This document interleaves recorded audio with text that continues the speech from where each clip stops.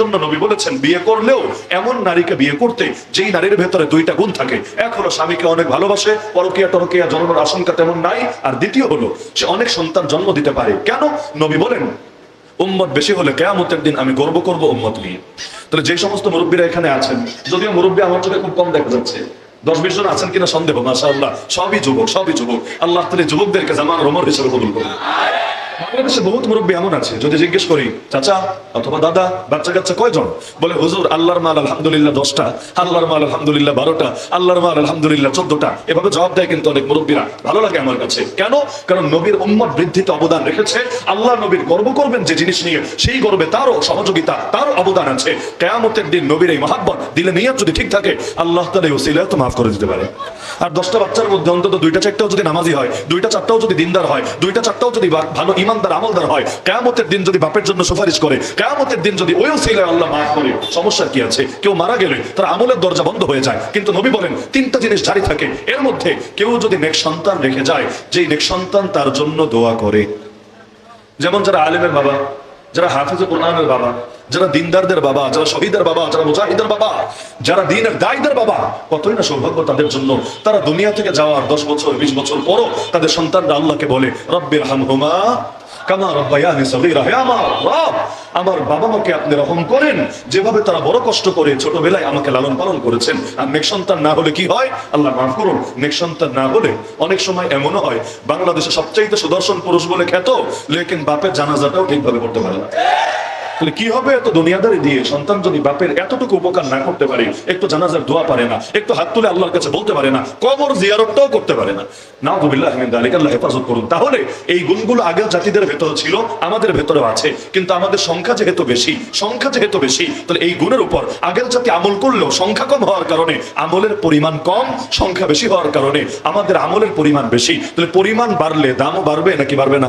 সবচাইতে বেশি উম্মত আল্লাহ কোন নবীকে দান করেছেন?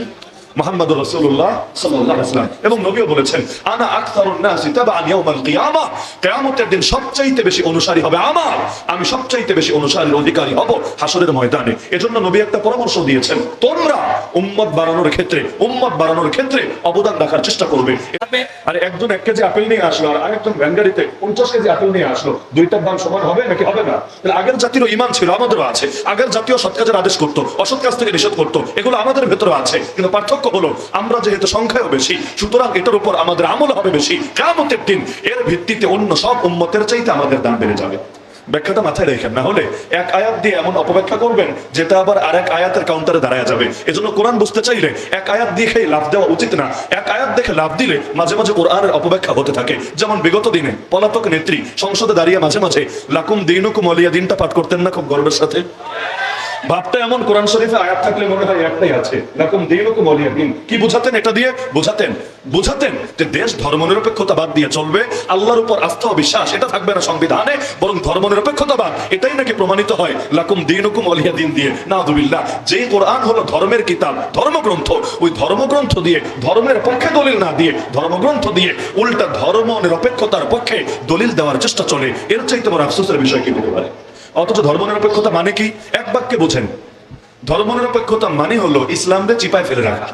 অত শাস্ত্রীয় সংজ্ঞার পরিচয় লাগবে না। ধর্মনিরপেক্ষতা মানেই হলো ইসলামকে চিপায় ফেলে রাখা। বলবেন হুজুরের মানে কি? এর মানে হলো ইসলাম থাকবে মসজিদে, ইসলাম থাকবে মাদ্রাসায়, ইসলাম থাকবে মাহফিলে, ইসলাম থাকবে খানকায়, ইসলাম থাকবে তবলিগে, ইসলাম থাকবে ইজতেমায়, লেকিন পার্লামেন্টে ইসলাম থাকবে না, লেকিন বিচারালয়ে ইসলাম থাকবে না, লেকিন অর্থনীতিতে ইসলাম থাকবে না, শেয়ার মার্কেটে ইসলাম থাকবে না, সভ্যতায় ইসলাম থাকবে না, সংস্কৃতিতে ইসলাম থাকবে না, বহু জায়গায় ইসলাম থাকবে না। এমনকি আমরা যদি বলি যে আল্লাহকে মেনে নামাজ পড়ো, ওই আল্লাহকে মেনে রাজনীতি করো, তখন আর সে আল্লাহকে মানতে রাজি হবে না। যখন বলবো যে আল্লাহর বিধান মেনে যাকাত দাও, ওই আল্লাহর বিধান মেনে অর্থনীতি চালাও, সুন্দর করো, সুদমুক্ত অর্থনীতি গড়ে তোলো, তখন আর মানবে না। যখন বলবো যে আল্লাহর কালাম মেনে, যে আল্লাহর কালাম পড়ে তুমি নামাজ আদায় করো, ওই আল্লাহর কালাম দিয়ে তুমি বিচার করো, বাংলাদেশে কোন আদালত আছে ওই আল্লাহর কালাম দিয়ে আমাকে বিচার করে দেবে? তাহলে আল্লাহর কালাম মসজিদে চলবে, আল্লাহর কালাম কোর্ট কাছারিতে চলবে না। এমনকি বিচারকের সামনে গিয়ে কেউ যদি বলে হে মহান বিচারক আমাকে কোরআন দিয়ে বিচার করে দেন, এতে আমার কল্লা কাটা গেলেও আমি মানি, এতে আমার খালাস হলে তাও আমি মানি। কারণ দুনিয়া সব আইনে ভুল থাকতে পারে, আল্লাহর আইনে ভুল থাকতে পারে না। দুনিয়া সবাই ঠকাতে পারে, আমার আল্লাহ আমাকে ঠকাতে পারে না। আমাকে কোরআন দিয়ে বিচার করে দেন। দিবে বিচার করে? দিবে না তো দিবে না, উল্টা টিটকারি মেরে বলবে। আমাদের অনেকের নামাজের রব একজন, রাজনীতির রব আরেকজন। রোজার রব একজন, অর্থনীতির রব আরেকজন, হজের রব একজন কিন্তু বিচারের রব আরেকজন, যাকাতের রব একজন কিন্তু সভ্যতা সংস্কৃতির রব আরেকজন। এজন্য এই জামানে একটা কথা চলে, সব জায়গায় ধর্ম টাইনো না। রাস্তায় রাস্তায় অমুকের বাপের মূর্তি বানাবে, তমুকের দুলাভাইয়ের মূর্তি বানাবে, তমুকের চাচা মামা শালার ভাস্কর্য বানাবে। আপনি গিয়ে বলবেন ভাই ঘরের ভেতরে ছবি রাখলে ওই ঘরে রহমতের ফেরেশতা আসে না?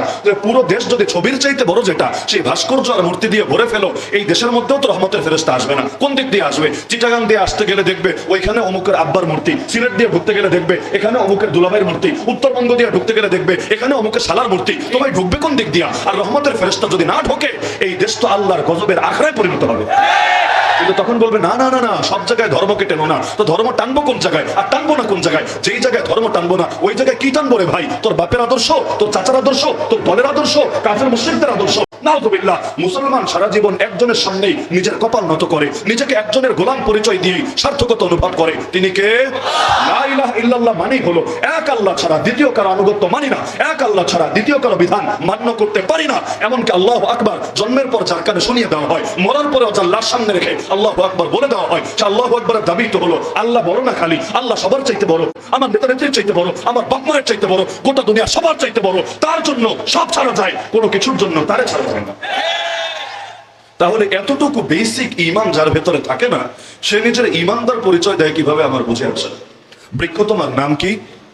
স্বাভাবিক ব্যাপার, বৃক্ষ তোমার নাম কি? ফলে পরিচয়। যেমন আলেম চিনবো কিভাবে? কে ভালো আলেম কে মন্দ আলেম চিনবো কিভাবে? যদি বলেন যার জামা যত লম্বা সে ভালো আলেম, আর যার জামা যত খাটো সে মন্দ আলেম, ভাই এটা তো সংজ্ঞা হবে না। যদি বলেন যার পেট যত বড় সে বড় আলেম, যার পেট যত ছোট সে হলো ছোট আলেম, তাহলে তো দেওয়ানবাগিরই সবচেয়ে বড় আলেম বলতে হবে। আমরা তো সিরিয়াল পাবো না। আলেম কে ভালো আলেম কে মন্দ আলেম চিনবেন কিভাবে? আমাদের অবশ্য চেনার আলাদা মানদণ্ড আছে। আমাদের মানদণ্ড কি জানেন? যেই আলেমের কথা আমার পক্ষে যাবে ওই আলেম হলো পিওর আলেম, সলিড আলেম। আর যেই আলেমের কথা আমার স্বার্থে আঘাত করবে ওই আলেম হলো ভেজাল আলেম, 2 নম্বর আলেম। বলবেন এই সঙ্গে কই পাইলেন? আরে ভাই বিগত 16 বছর দিলে বড় জ্বালা ছিল, মনে হয় মাথার উপর জগদ্দল পাথরের মতো চেপে থাকা এই জালেমরা বিদায় বলে আলেমদের মুসিবত কেটে যাবে। আলেমরা এবার অন্তত স্বাধীনভাবে আল্লাহর কালামের কথাগুলো বলে যেতে পারবে, এমন ধারণা আমার আপনার আমাদের ছিল নাকি ছিল না? যার কারণে আমরা কাশিমপুর কারাগারে বসে চিন্তা করতাম এই দুর্দিন একদিন ফুরাবে। আমরা কষ্ট করছি ঠিক আছে, লেকিন একদিন রক্তের দাগ শুকাবে। আমাদের শাপলা চত্বরে যারা শহীদ হয়েছে তাদের ফ্যামিলিদেরকেও সান্ত্বনা দিতাম এটা বলে, জালেমকে আল্লাহ একদিন না একদিন পাকড়াও করবেই করবে। বাংলাদেশ চিরকাল এমন থাকবে না, এই বাংলাদেশে পরিবর্তন আসবেই আসবে। এমন একটা স্বপ্ন সবাই দেখতেন কিনা? আল্লাহ মাফ করুন। 16টা বছরের জুলুম শেষ হলো, এখনো 2টা বছরও হয় নাই, নতুন এক বাংলাদেশ মাত্র শুরু হলো। কিন্তু আলেম উলামার উপর ঝামেলা, মুসিবত, পেরেশানি, হুমকি ধমকি এখনো দেদারসে চলতে লাগলো। কারে দোষ দিবেন? নির্দিষ্ট কোনো দলরাও দোষ দিয়ে লাভ নাই। এখানে দেখবেন ওই নেতা এসে মাহফিলে বেয়াদবি করেছে, এমনকি সাধারণ সাধারণ মানুষদের সাথে।